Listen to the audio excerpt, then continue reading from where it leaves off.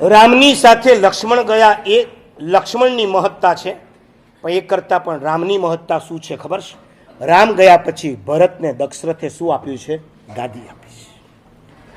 અયોધ્યાની ગાદી ઉપર પોતાના કરતા નાનો ભાઈ જ્યારે ગાદી ઉપર બેઠો હોય, સીધી વાત છે, કોઈને પણ શું થઈ શકે?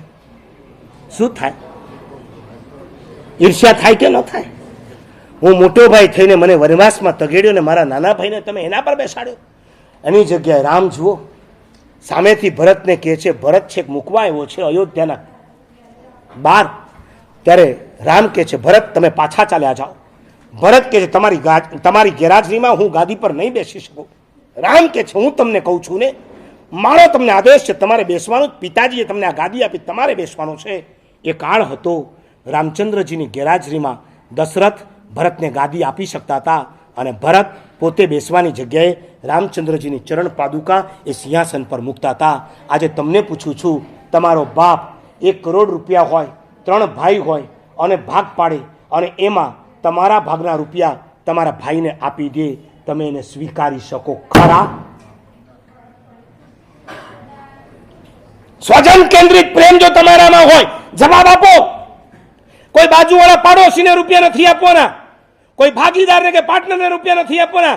તમારા સગા ભાઈને તમારો બાપ તમને પૂછીને આપવા માંગે છે, બેટા એને તકલીફ છે, તું તો હોશિયાર છે, આવતીકાલે તું રૂપિયા કમાઈ લઈશ, એ નહીં કમાઈ શકે, તારા ભાગના રૂપિયા એને આપું છું, તમે સ્વીકારી શકો ખરા?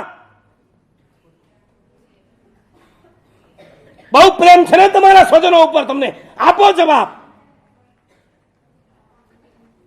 કમ્પેર કરો છો, મારા ભાઈને આટલા આપ્યા, અમને આટલા આપ્યા. હું મા બાપને ભૂલશો નહીંનું પ્રવચન કરું છું ને, પછી ઘણા બહેનો ને ઘણા ભાઈઓ મારી પાસે આવે અને મને કે બધી વાત બરાબર, પણ મા બાપ જ્યારે પાર્શિયાલિટી કરતા હોય તો મેં કીધું, મા બાપ પાર્શિયાલિટી કરે છે નંબર 2 માં છે, તમે મા બાપના દોષ જોવો છો ને, તમે નંબર 1 ના માઇનસમાં છો. મા બાપના માઇનસ જુઓ છો. અમારા ગુરુ ભગવંતો મારા કરતા સિનિયર હોય કે મારા કરતા જુનિયર હોય, હું સિનિયર હોઉં ને કોક જુનિયરને પ્રવચનની અંદર બેસાડી દે ને, મને જો ખોટું લાગી જાય ને તો એ મારો માઇનસ છે, મારા ગુરુનો નથી. એમની પાસે રાઈટ છે, કોને બેસાડી પણ શકે ને કોકને ઉઠાડી પણ શકે. ત્યારે મારે કમ્પેર ના કરવાનું હોય કે મારો 40 વર્ષનો પર્યાય, એનો 20 વર્ષનો પર્યાય છે, એને બેસાડ્યો ને મને કેમ ઉઠાડી દીધો? આ ઈર્ષ્યા છે. 3 ભાઈ એક માની કુખમાંથી જન્મ્યા હો છતાં તમારા વચ્ચે પ્રેમ રામ લક્ષ્મણ ને ભરત જેવો નથી જ. એક બાપે મરતી વખતે 1 કરોડ રૂપિયા હતા, એને થયું કે મારા મર્યા પછી ઝઘડા થાય એ કરતા બેટર છે કે મારા જીવતા 3 દીકરાઓને સરખા ભાગે પૈસા વેચી દો. બાપે 3 ભાઈને ભેગા કર્યા અને કીધું, બોલો બેટા 1 કરોડ રૂપિયા તમને સરખા ભાગે મારે વેચી દો. ઓકે, કેટલા થાય? 1 કરોડના સરખા કરો તો 33 લાખ, 33,000. શું અમદાવાદી? પાક્કો અમદાવાદી 1000 રૂપિયા છોડી નથી શકતો? 333. ઓકે, હજી રૂપિયો બચ્યો, હવે શું કરવું છે? 33 પૈસા લઈ જાય, હજી 1 પૈસો બચ્યો, બોલો હવે શું કરવાનું? મેં એક ઠેકાણે આવું પૂછ્યું ને મને કે એ ભંડારમાં નાખી દેવાનું.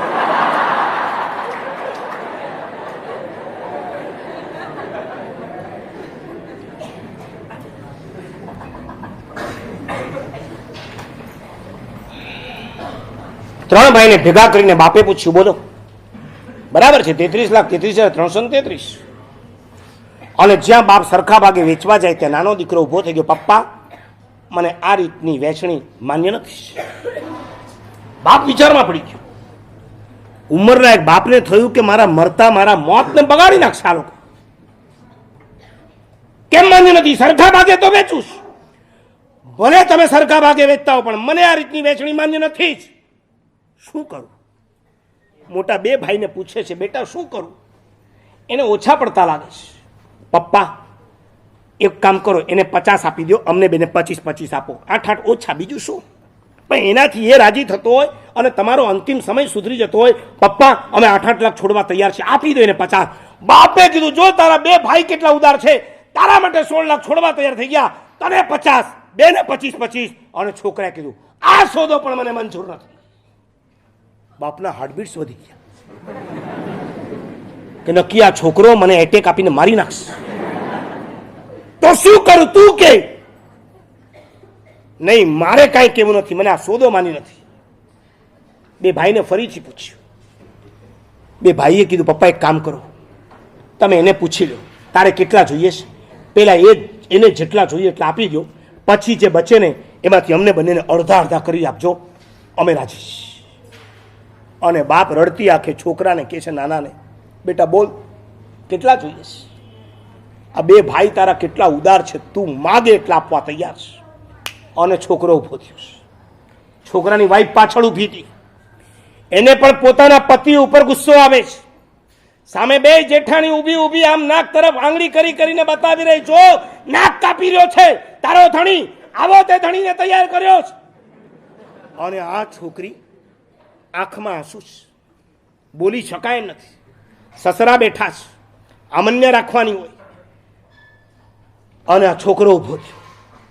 પપ્પા જો હું કહું એ પ્રમાણે તમે